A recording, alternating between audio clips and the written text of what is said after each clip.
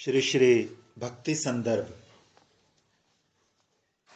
श्री तुलसी सेवा भी साधु सेवा में ही गिनी गई है,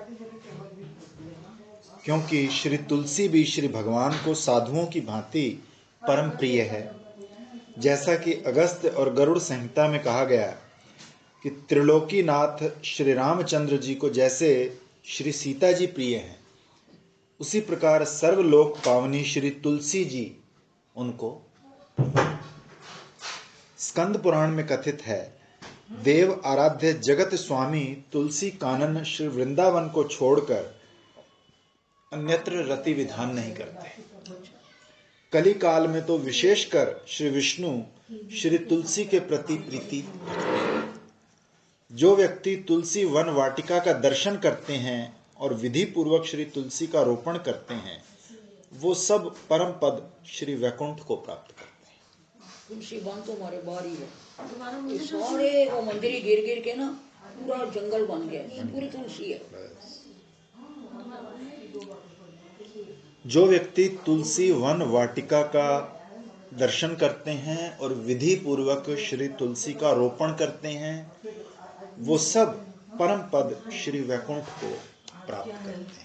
हमारे भैया जी तो वैकुंठ पहुंच गए, दर्शन हो गए। आज कुछ है तुलसी की कोई सेवा कल हो गए, आज भी है, दर्शन करना है तो जाएंगे। आप करें? नहीं, हम नहीं गए, अभी 5 बजे अभी तो खुले नहीं। स्कंद पुराण में तुलसी स्तव में कहा गया है कि श्री तुलसी का मंदिर में दर्शन है ना, आज भी बाहर का पता नहीं किसका है, मैं तो भूल गई। श्री तुलसी का नाम उच्चारण मात्र से ही असुर दर्प संहारी श्री भगवान प्रसन्न हो जाते हैं। इसी प्रकार पाद सेवा भी व्याख्या की गई है और प्रसंग संगति वश श्री गंगा तुलसी सेवा का निरूपण किया गया है। अब अर्चन के विषय में व्याख्या करते हैं कि ये अर्चन अंग तंत्र शास्त्र में उक्त आह्वान आदि पूर्वांग निर्वाह के बाद उपचारों को श्री भगवान के अर्पण करना ही है। इस अर्चन अंग में यदि श्रद्धा हो तो मंत्र गुरु के चरण आश्रय पूर्वक उन्हीं से विशेष जिज्ञासा करनी चाहिए। इस विषय में श्री भागवत में श्री आविर्होत्र ने कहा है कि आचार्य श्री दीक्षा गुरु से मंत्र दीक्षा ग्रहण करके उनके द्वारा प्रदर्शित शास्त्र विधि अनुसार अपने इष्ट देवता का अर्चन करना चाहिए। यद्यपि श्रीमद् भागवत का मत से पंचरात्र आदि मार्ग के अनुसार अर्चन आवश्यक नहीं है, क्योंकि अर्चन अंग साधन भक्ति के बिना भी शरणागति आदि भक्ति के किसी अंग द्वारा परम पुरुषार्थ भगवत प्रेम प्राप्त किया जा सकता है। तथापि श्री नारद आदि पूर्व महतजन के अनुसरणकारी साधकों की दीक्षा विधान पूर्वक श्री गुरु चरण संपादित श्री भगवान के सहित दास्य आदि कोई एक संबंध विशेष स्थापना की इच्छा होने पर दीक्षा ग्रहण करके अर्चन अवश्य करना चाहिए। आगम शास्त्र में कथित है कि जो दिव्य ज्ञान प्रदान करता है और समस्त पापों का नाश करता है, उस भगवान मंत्र को तत्वज्ञ पंडित जन दीक्षा कहते हैं। इसलिए श्री गुरुदेव को प्रणाम करके और उनको सर्वस्व निवेदन करके यथा विधि दीक्षा पूर्वक वैष्णव मंत्र ग्रहण करना चाहिए। यहाँ दिव्य ज्ञान शब्द से शक्ति युक्त मंत्र का स्वरूप ज्ञान और उस मंत्र के देवता श्री भगवान के साथ संबंध विशेष का ज्ञान अभिप्रेत है। इस विषय में पद्म पुराण के उत्तर खंड में अष्टादश अक्षर मंत्र के संबंध में जो उल्लेख है, अष्टाक्षर आदि मंत्र के संबंध में जो उल्लेख है, उसके दिव्य ज्ञान शब्द का पूर्व वर्णित अर्थ ही प्रकाशित होता है। विशेषतः जो धनवान गृहस्थ हैं, उनके लिए अर्चन मार्ग ही मुख्य है। इस विषय में श्री भागवत में श्री मुनिगण ने कुरुक्षेत्र में श्री वासुदेव के प्रति कहा है कि हे वसुदेव, जिनका 2 बार जन्म होता है, ऐसे गृहस्थियों के लिए पवित्र भाव से उपार्जित धन द्वारा निष्काम भाव से परम पुरुष श्री भगवान का अर्चन करना ही मंगलमय है।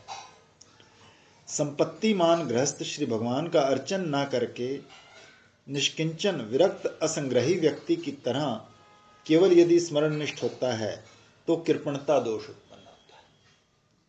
यदि धनवान व्यक्ति दूसरे पुजारी सेवक के द्वारा भगवद अर्चन कराते हैं तो उनका व्यवहार निष्ठत्व प्रकाशित होता है, अर्थात व्यापार वृत्ति उनका लक्ष्य है अथवा उससे उनका आलस्य ही प्रतिपादित होता है। देख लो, पुजारी से सेवा कराने का दोष। हर चीज लिखती है उन्होंने, हर चीज लिखती है। उनको पता है आगे कौन क्या क्या कराने क्या वाला करेगा है, कोई। सब उनको पता है। मगर कोई कोई लोग तो घरों में भी रखते हैं, तो हाँ। पुजारी बुलाते हैं सेवा करने के लिए, घर में भी। मैंने बहुत से हमारे शहरों में तो देखे हैं कि घरों में पुजारी आते हैं। इसीलिए भागवत में कहा है कि अकपट भाव से इष्ट सुख अनुकूल वृत्ति से विस्तृत रूप से जो उपदेश श्री भगवान ने दिया है उसका उल्लंघन हो जाता है। तो विशेषता गृहस्थियों के पक्ष में परिचर्या मार्ग जैसे द्रव्य साध्य हैं, वैसे ही अर्चन मार्ग भी द्रव्य साध्य है। फिर भी अर्चन मार्ग की प्रधानता है, क्योंकि गृहस्थियों के लिए अत्यंत विधि की अपेक्षा है। उनको देवता के लिए द्रव्य खर्च करके योग करना भी आवश्यक है।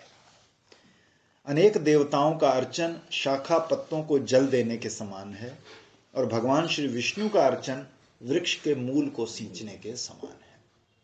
अतः गृहस्थियों को श्री भगवान का अर्चन अवश्य करना चाहिए।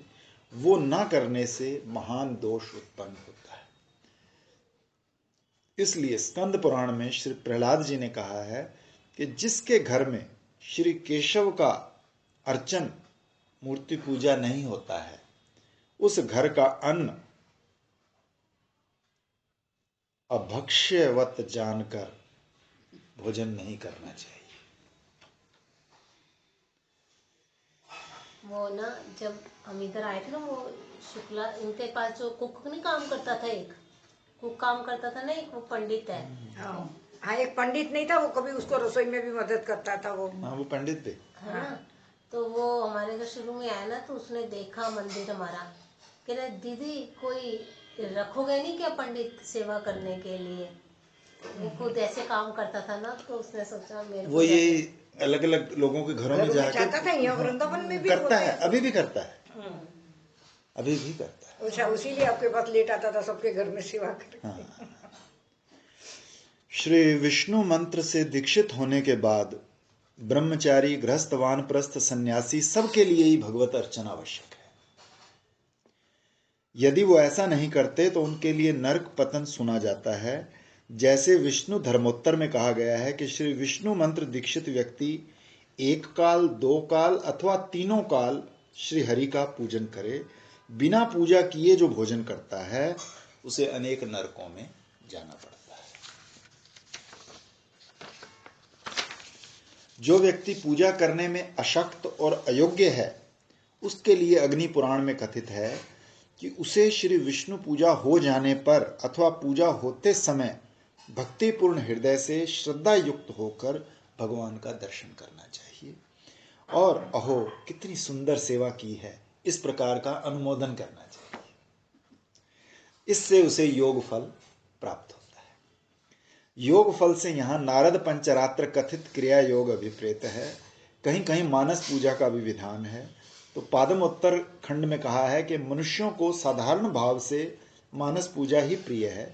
इस अर्चन मार्ग में अत्यंत विधि की अपेक्षा है, इसलिए पहले दीक्षा ग्रहण करना आवश्यक है, फिर श्री गुरुदेव से शास्त्रीय अर्चन की शिक्षा प्राप्त करना कर्तव्य है। अपने मन से मानसी सेवा में प्रवृत्त कभी नहीं होना चाहिए।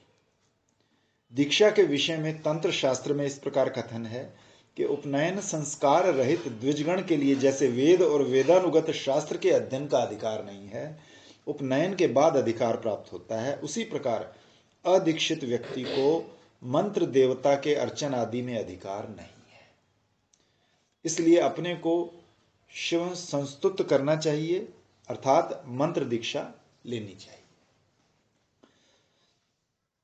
विष्णु रहस्य में अर्चन का शास्त्रीय विधान इस प्रकार है कि जो व्यक्ति श्री गुरु चरण से अर्चन विधि की शिक्षा लिए बिना श्री हरि पूजा विधि क्रिया भक्ति पूर्वक करता है, तो वो विधि पूर्वक पूजा क्रिया से प्राप्त होने वाले फल का 100वां भाग ही प्राप्त होता है।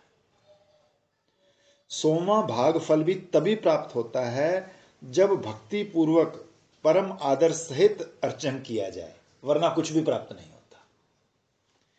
और विधि का अभिप्राय भी वैष्णव संप्रदाय अनुसार अर्चन से है, जैसा कि विष्णु रहस्य में कहा है कि जो मन वाणी शरीर क्रिया से सदा श्री विष्णु का अर्चन करते हैं उनके आदेशानुसार ही, उनके द्वारा उपदिष्ट विधि अनुसार ही पूजा करना चाहिए, क्योंकि वो विष्णु के समान पूजनीय है।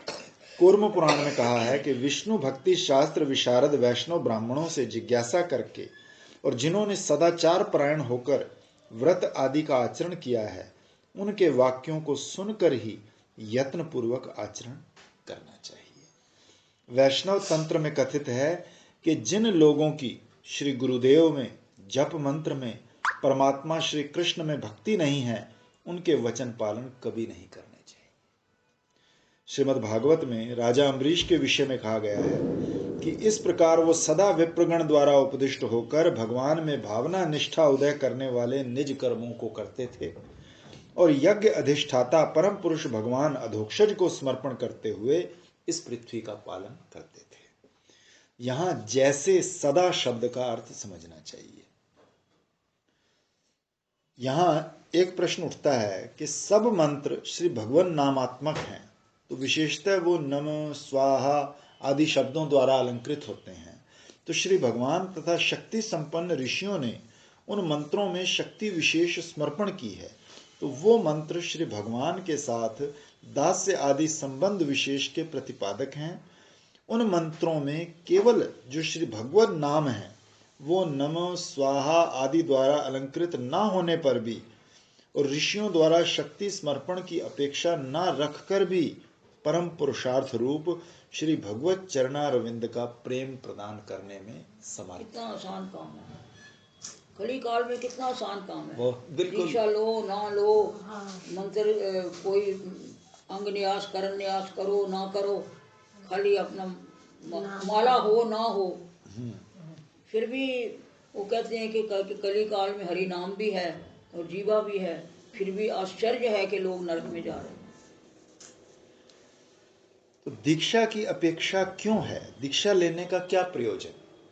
तो इसका उत्तर देते हुए कहते हैं कि यद्यपि मंत्र की स्वरूप सामर्थ्य के विचार को लेकर दीक्षा ग्रहण करने की अपेक्षा नहीं है, तो भी क्योंकि शरीर आदि के संबंध के कारण मनुष्यों में प्रायशः स्वाभाविक कृपणता और चित्त विक्षेपता रहती है, अतः उन दोनों दोषों को मिटाने के लिए उन महानुभाव ऋषियों ने इस अर्चन मार्ग में कोई कोई मंत्र और कोई कोई मर्यादा स्थापन कर दी है। उस मर्यादा के उल्लंघन करने पर शास्त्रों ने प्रायश्चितों का वर्णन किया है, इसलिए दोनों में कोई असामंजस्य नहीं है, अर्थात मंत्र स्वरूप विचार से दीक्षा की अपेक्षा नहीं है, फिर भी अर्चन मार्ग में ऋषियों द्वारा स्थापित मर्यादा अनुसार दीक्षा लेना आवश्यक है। अगर सेवा करनी हो तो, सेवा ना करनी हो तो अपना हरि नाम करते रहो, क्यों? अपना प्रेम बढ़ाते रहो, सेवा करते रहो, क्योंकि उससे चित्त के दोष दूर होते हैं। परम शक्तिपूर्ण मंत्र में बताया कि गृहस्थों के लिए तो अनिवार्य है अर्चन करना। हाँ, गृहस्थों के लिए तो अनिवार्य है ना अर्चन करना आवश्यक है। मतलब ये है ना कि गृहस्थी में उतनी मानसी सेवा हो नहीं सकती, ये बात है। मानसी सेवा तो विरक्तों के लिए ही है, क्योंकि उसको पहली शर्त है निश्चिंतता। निश्चिंतता कहाँ है गृहस्थियों को? जिसको पता मुझे 8 बजे दफ्तर जाना है, बच्चे को स्कूल भेजना है, रोटी बनानी है, नाश्ता बनाना है, उसको कहाँ निश्चिंतता है कि वो बैठ के मानसी करेगा? तो उसको तो दीक्षा लेके अपना विधि विधान से थोड़ी बहुत पूजा कर ले, बहुत है। ब्रह्म यामल में मर्यादा तो आ सकती है पर निश्चिंतता तो नहीं आ सकती, उत्कंठा भी आ सकती है, लेकिन निश्चिंतता तो नहीं हो सकती। वो करेगा कैसे? समय होएगा तब। उसका तो यही है कि जो भी काम करो श्री कृष्ण समर्पस्तु। कल ये तूने सुनाया था ना? हाँ, अर्पणस्तु। हाँ, कल एक इसने बड़ी अच्छी बात सुनाई कि विष्णु अर्पण। किसी औरत को किसी ने कह दिया, सुना हुआ है? नहीं, मेरे को चंचल भाभी ने भेजा। हाँ, चंचल ने भेजा। विष्णु अर्पण। एक संत ने कह दिया जो भी तुम कार्य करे विष्णु अर्पण। अब वो घर का कूड़ा जो है वो बाहर फेंक रही थी, तो उसने कहा विष्णु अर्पण। नारद जी आए पास से, कहते ये क्या कर रही है तुम? कहती मैं तो सब कुछ विष्णु अर्पण ही करें। उन्होंने एक थप्पड़ मारा कि विष्णु को कूड़ा देते हैं। तो उसने बोला अर्पण, उसने फिर उसने कहा मतलब ये थप्पड़ भी विष्णु अर्पण। विष्णु अर्पण। तो उसने दूसरा थप्पड़ मारा, तो वो भी विष्णु वो भी विष्णु अर्पण। तो नारद जी भगवान के पास गए तो देखा तो दोनों गाल सूजी हुई है। ओए ओए। उन्होंने कहा ये क्या हो रहा है प्रभु, आपको कहते हो तू 2 थप्पड़ मार के आया ना। तो उसने कहा विष्णु अर्पण, तो वो मेरे को लग गए, जब उन्हें मेरे को अर्पण किया तो मेरे को लगेंगे। ओहो। तो या तो इतनी बुद्धि हो कि हर वक्त उसका ध्यान रहे, तो ना कोई दीक्षा की जरूरत है, ना किसी चीज़ की जरूरत है। ये मैं तो दिन रात कहती हूँ, मैं क्या गृहस्थियों के लिए तो कितना आसान काम है। रोटी बनाई तो विष्णु अर्पण, बच्चे स्कूल भेजते हैं तो बच्चे तुम्हारे हैं विष्णु अर्पण। मगर उतनी वो होनी चाहिए ना, आस्था होनी चाहिए। श्रद्धा हो तो ही वो निकलता, नहीं तो कैसे निकलेगा। तो कहते हैं ना किसी औरत ने कुछ नहीं देती थी वो, तो एक पोछा मार रही थी, वो कोई लेने आ गया, उसने वो पोछा उसके ऊपर से फेंक दिया। वो संत थे तो उन्होंने उस पोछे को चल कुछ दिया या लिया तो नहीं, पोछे को धोया, उसकी एक एक तंतु निकाला, उसकी बत्ती बनाई और वो अर्पण कर दी भगवान को, तो उसको भक्ति मिल गई पोछा मारने। तो काम कितने आसान है ना, लेकिन उसमें आस्था होनी चाहिए। ब्रह्म यामल में मर्यादा के संबंध में कथित है कि श्रुति स्मृति पुराण आदि और पंचरात्र की विधि का परित्याग करने पर एकांतकी हरि भक्ति विघ्न ही उत्पादन किया करती है। इस विषय में पृथ्वी देवी ने महाराज पृथु के प्रति कहा है, हे राजन, इस व्यवहार जगत में मानव मात्र के कल्याण निमित्त तत्वदर्शी मुनियों ने कृषि आदि अनेक उपाय तथा परलोक के लिए अग्निहोत्र आदि उपाय निकाले हैं और स्वयं भी उनका अनुष्ठान किया है। जो व्यक्ति श्रद्धा युक्त होकर महाजनों द्वारा पूर्व दर्शित उपायों का सम्यक प्रकार अनुष्ठान करते हैं, वो व्यक्ति बिना किसी क्लेश के फल प्राप्त कर लेते हैं। और जो मूर्ख व्यक्ति उन ऋषिगणों द्वारा प्रदर्शित उपायों का अनादर कर स्वयं अपनी बुद्धि के बल से कार्यों का अनुष्ठान करते हैं, उनके सब उद्देश्य विफल हो जाते हैं और बारंबार अनुष्ठित कर्मों में विघ्नग्रस्त होते हैं। इसलिए पद्म पुराण में श्री नारायण नारद संवाद में कहा है कि हे ऋषि, जो व्यक्ति मुझ में भक्तिमान होकर विधि पूर्वक मेरी श्री मूर्ति का अर्चन करता है, उसके लिए स्वप्न में भी कोई विघ्न उपस्थित नहीं होता, इसलिए वो सदा निर्भय ही रहता है। तो ये अर्चन 2 प्रकार का है, पहला केवल अर्थात विशुद्ध और दूसरा कर्म मिश्रा। जो व्यक्ति निरपेक्ष और श्रीमद् भगवत भक्ति में श्रद्धा युक्त है, तो उनके अर्चन को आविर्होत्र योगींद्र ने विशुद्ध अर्चन कहा है। जो व्यक्ति शीघ्र देह आदि से परे जीवात्मा की हृदय ग्रंथि अर्थात अहंकार बंधन निशेष रूप से तोड़ डालने की इच्छा करता है, उसे वैदिक विधि सहित मिलाकर तंत्रोक्त विधि अनुसार निज अभीष्ट केशव देव का अर्चन करना चाहिए। श्री नारद जी ने भी कहा है कि हृदय में चिंतन करते हुए जिस व्यक्ति के प्रति श्री भगवान कृपा करते हैं, उसे लोक तथा वेद परिनिष्ठता बुद्धि का त्याग कर देना चाहिए। क्या कर दे, पहले वो पैदा हुए तब ना, प्रेम पैदा ना हो तो निकुंज रहस्य में नहीं लिखा हुआ एंड में जाके शास्त्र कि जो इसमें शास्त्र के दिन रात नाम जपो, कोई शास्त्र विधि की जरूरत नहीं, पर शास्त्र तो त्याग दो, प्रेम उत्पन्न नहीं हुआ ना इधर के रहे ना उधर। श्रीमद् अगस्त संहिता में इस प्रकार कहा है कि जैसे जीवन मुक्त पुरुष के निकट विधि निषेध उपस्थित नहीं हो सकते, वैसे ही जो व्यक्ति विधि पूर्वक श्री राम उपासना करता है, उसे कर्म कांड के विधि निषेध स्पर्श नहीं कर सकते। जिनकी व्यवहार में अतिशय चेष्टा है अथवा यादृच्छिक अर्थात पिता पितामह क्रम से भक्ति अनुष्ठानों में जिनकी श्रद्धा लक्षित होती है, ऐसे गृहस्थियों की या उसके विपरीत रूप में जिनकी श्रद्धा लक्षित होती है, उस प्रतिष्ठित गृहस्थियों के पक्ष में दूसरे प्रकार का अर्थात कर्म मिश्रित अर्चन दिखाया गया है। जो भगवत भक्ति विषय में अनभिज्ञ हैं, उन पुरुषों में जिससे वैदिक साधारण कर्म अनुष्ठान का भी लोप ना हो, इसलिए वैसे प्रतिष्ठित गृहस्थ भक्तगण भी लोक शिक्षा के लिए ही कर्म मिश्रित भक्ति का अनुष्ठान करते रहते हैं। जैसे कि भागवत में कहा है, हाँ, एक साधु थे ना, तो वो अपने आप शौच भी नहीं धो सकते थे, कुछ भी नहीं कर सकते थे, तो भी जब वो उनको कोई साफ करता तो 18 बार हाथ धोते। किसी ने कहा बाबा आप तो किसको हाथ तो लगाते नहीं हो अपने शरीर तक भी, तो ये 18 बार हाथ क्यों धोते हो? बोले लोगों को सिखाने के लिए।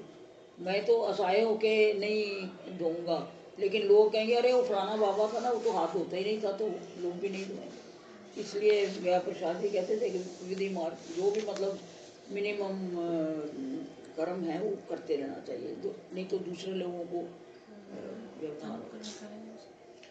श्री नारद पंचरात्र में श्राद्ध के कथन आरंभ में श्री नारायण के वचन भी इस प्रकार हैं कि जो व्यक्ति सिद्ध महापुरुष होकर तथा अग्रणीय होकर लौकिक धर्मों का आचरण नहीं करता, अनेक प्रकार के उपद्रवों के कारण उसके धर्म में ग्लानि पैदा हुआ करती है। जो विवेकी पुरुष हैं उनको सभी लोकाचार की अथवा यथावत शरीर अवसान पर्यंत पूरे यत्न से रक्षा करनी चाहिए। कर्म मिश्रित अर्चनांग का अनुष्ठान करने वालों के लिए कर्म व्यवस्था दो प्रकार की है। एक तो ये कि अंतर्यामी श्री भगवत दृष्टि से सब आराधना करते हैं, नारद पंचरात्र आदि में इस प्रकार की व्यवस्था है, तथा विष्णु यामल में दूसरे प्रकार की व्यवस्था इस प्रकार कही गई। श्री विष्णु पादोदक द्वारा ही पितृतर्पण और विष्णु को निवेदित अन्न द्वारा ही अन्य देवताओं की पूजा करनी चाहिए। ये जो श्राद्ध वगैरह करते हैं मतलब अपने चरणामृत लेके उसी से उनको भी पूजा करते हैं, अलग करने की जरूरत नहीं है। श्री भगवान पीठ आवरण पूजा में जो गणेश दुर्गा आदि दूसरे दूसरे देवता हैं, वे सभी विश्वक सेना आदि की भांति भगवान के नित्य वैकुंठ सेवक हैं। इसलिए वो गणेश दुर्गा आदि माया शक्ति में स्वरूप नहीं हो सकते।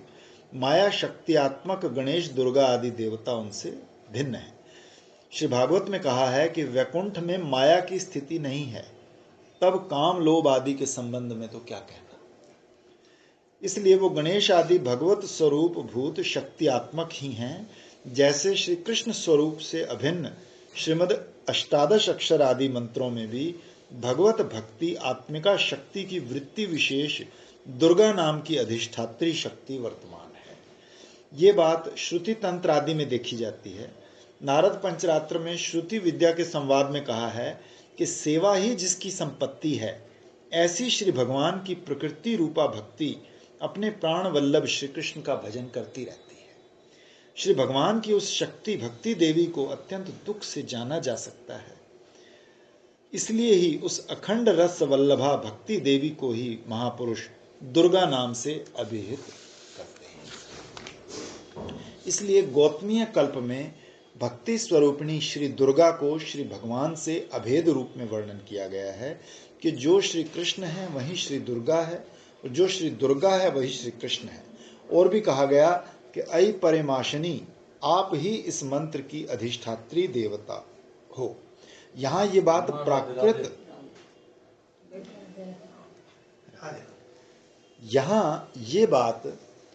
प्राकृत दुर्गा को संबोधन करके कही गई है, जो वास्तव में असंभव है। जैसे विराट पुरुष और महापुरुष को कहीं कहीं अभेद रूप से उल्लेख किया जाता है।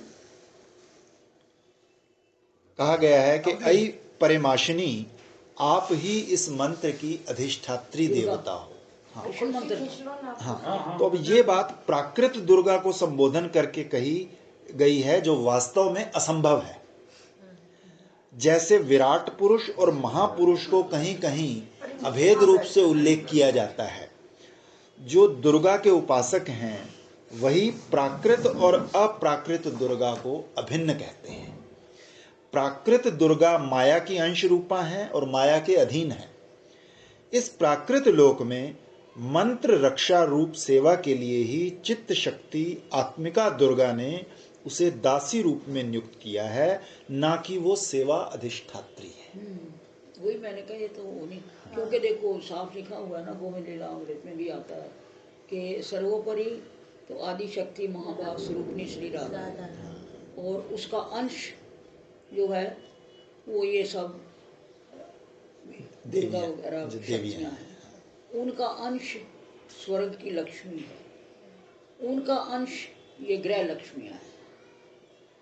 इसमें भक्ति को दुर्गा बताया गया है माया वाली दुर्गा को नहीं बताया नहीं, गया। हाँ, वो तो तो अंश हो गया ना, राधा रानी का हाँ, अंश हो गया। हाँ वही ना, आह्लादनी शक्ति आह्लादनी वही। चित शक्ति वही है ना, चित शक्ति आह्लादनी एक ही तभी चीज है। उसको, हाँ वो माया तो अलग प्राकृतिक बनी। ये तो साफ तो लिखा है हाँ। कि वो माया शक्ति नहीं है। नहीं, जो कृष्ण मंत्र दीक्षा लेकर जप या मंत्र देवता की पूजा नहीं करते, भगवत मंत्र का अनादर करते हैं, उनसे उन मंत्रों की रक्षा के लिए प्राकृत दुर्गा भक्ति स्वरूपिणी दुर्गा की ही दासी होकर नियुक्त है। पद्म पुराण के उत्तरखंड में मायातीत वैकुंठ के आवरण वर्णन प्रसंग में इस प्रकार वर्णन किया गया है। जो देवता श्री भगवान के धाम में विराजमान हैं, वे श्री भगवान के अंशभूत हैं। जैसा कि त्रैलोक्य सम्मोहन तंत्र में अष्टादश अक्षर मंत्र में षडंग देवताओं के नाम भेद कथन प्रसंग में कथित है, गोप वेशधारी वही देवदेव श्री हरि ही सर्वत्र विराजमान है, परंतु केवल मात्र रूप भेद के कारण उनका नाम भेद है। साधारण देवताओं की तरह नाम भेद है, अतः अनन्य भक्तों के लिए कुछ भयभीत होने की बात नहीं है। वो श्री भगवान के नित्य वैकुंठ सेवक हैं और विश्वक सेन आदि की भांति उनका सत्कार करना ही कर्तव्य है। श्री भागवत में कहा है कि त्रिधातु में शव तुल्य इस शरीर में जिनकी आत्मबुद्धि है, वे गो गर्धव के समान ही है। जो श्री गोविंद का अर्चन करते हैं किंतु भगवत गणों के अंतर्गत दूसरे दूसरे देवताओं का अर्चन नहीं करते, वो अपराधी हैं। पद्म पुराण के उत्तरखंड वचनानुसार उन देवताओं का असत्कार करने में दोष ही कहा गया है। जब सब में वो है तो किसी का भी, मैं तो कहती हूँ देवता क्या, किसी मनुष्य का, किसी पशु पक्षी का भी निरादर करना जो है वो भगवान का ही निरादर करना है। जब तक ये बुद्धि नहीं आई, अभी आपके आने से पहले वो आए थे तो उनको यही कह रही थी, मैंने कहा जब तक खाली यही भगवान दिखता है, बाकी सब में नहीं दिखता, तब क्या बना? तुम 10 मिनट वहाँ बैठे पूजा करी तो तुमको भगवान दिख गया, ठीक है जी, श्री जी हंस गई। जब वो श्री जी बाकी सब में हंसते नजर ना आए तो क्या बना? क्या व्हाट डू यू गेन? पूजा के अंग रूप में भूत आदि की पूजा विहित होने पर भी वैष्णव भक्त को कभी नहीं करनी चाहिए, क्योंकि वो कभी आवरण देवता नहीं हो सकते। पद्म पुराण उत्तरखंड में भूत पूजा का निषेध किया गया है। पिशाचों की मध्य मास आदि द्वारा जो पूजा है वो सर्वथा निषिद्ध है। प्राकृत स्वर्गवासी देवताओं की पूजा सुरापान के तुल्य है। अतएव अन्य अन्य देवता जो अवश्य पूजनीय हैं, यद्यपि उनकी पूजा में मध्य आदि का विधान है, तो भी मध्य आदि से उनकी पूजा निषिद्ध है। जैसा कि श्री संकर्षण आदि की पूजा में वारुणी का अभिमत है, परंतु उनकी पूजा वारुणी आदि से कभी नहीं करनी चाहिए। इस पीठ पूजा में जो अधर्म है और सतो रजो तमो गुण का वर्तमान है, उन्हें स्पर्श भी नहीं करना चाहिए। यही बात पद्म पुराण उत्तराखंड में भी स्पष्ट रूप से कही गई है। इसी प्रकार ब्रह्म संहिता में भी उनका परित्याग किया गया है, इसलिए उनका पीठावरण देवता रूप में कभी भी आदर नहीं करना चाहिए। कोई कोई नारद पंचरात्र के वचनानुसार अधर्म आदि की दूसरी प्रकार से व्याख्या करते हैं कि नारद पंचरात्र में उल्लेख है कि अधर्म, अज्ञान, अवैराग्य और अनैश्वर्य, इन चारों का अमंगल अर्थ में प्रयोग हुआ करता है, अर्थात अधार्मिकों में जो अंतर्यामी शक्ति है उसी के उद्देश्य से अधर्म आदि शब्दों का उल्लेख किया है। पीठ पूजा में श्री भगवान के बाईं ओर श्री गुरु पादुकाओं का पूजन संगत है। जो श्री भगवान इस जगत में व्यष्टि रूप से भगवत भक्तावतार भाव में श्री गुरु रूप में विद्यमान, में जो श्री जी की बाईं तरफ अनंग मंजरी है ना, वही हेड है, वहीं से सब गुरु जो हैं वहीं से शक्ति लेके आते।